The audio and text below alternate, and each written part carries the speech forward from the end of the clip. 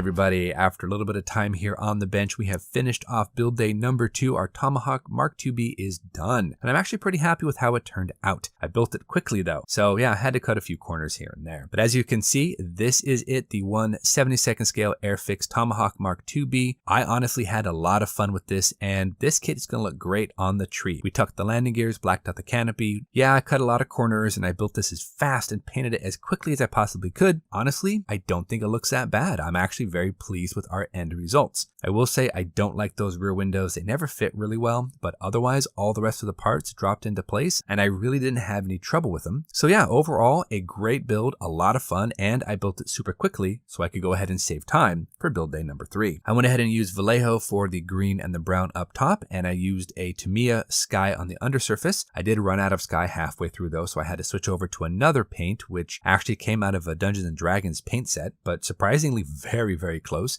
So I think it looks fine. Everything else is tacked into place and flat coated, so we have a nice little bit of a semi-gloss finish, and yeah, we got our hook on it, we're ready to go. Now I will say that I did freehand the camo, and yes, I know that the camo pattern should be a hard edge line and not a feathered line, but to be honest, this is an ornament. It's going to go up on my tree. I'm going to see it maybe for a month out of a year, so I'm not really too concerned about it. But that is it, guys. We are done with build day number 2. I know it was a quick job, guys, but we got to be fast and efficient when we come to 12 sprues. Otherwise, we're not finishing in a month, that is for sure. So we're gonna go ahead and wrap this one up. We're gonna drop it up onto the tree, and we're gonna go ahead and move on to build day number 3. Until our next episode, you know the drill. Go out there, get yourself some bench time, have some fun, build something cool. I hope everyone is having a great holiday season so far, and we will see you back here on episode number 4 for build day 3. Thanks for watching, everybody. Take care of yourselves, and we'll see you soon.